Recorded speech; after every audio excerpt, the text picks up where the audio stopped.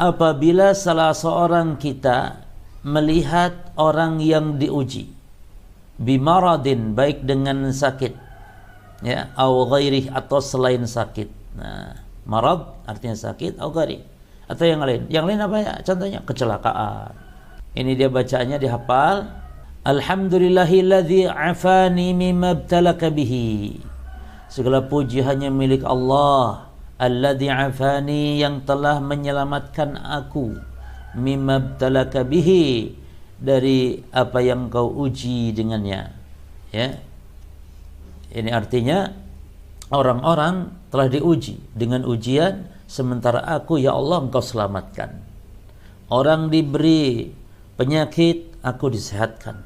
Orang terkena COVID, aku selamat misalnya. Demikian, alhamdulillahilladzi afani mimma ibtalaka bihi. Lalu wa fadlani ala katsirin mimman khalaqa tafdila. Dan engkau telah mengunggulkan aku dari kebanyakan di antara makhluk-makhluk yang telah engkau unggulkan aku tafdila, dengan beberapa keunggulan, kemuliaan, ya, keutamaan. Ya, karena kita diberi kesehatan oleh Allah.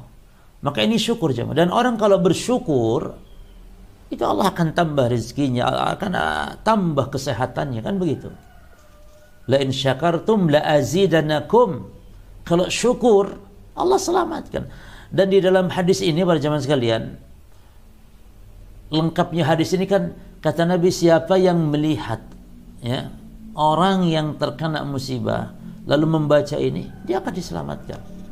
Ya, alhamdulilladzi afani mimma ibtalaka bihi wa faddalani ala katsirin mimman khalaqa tafdila.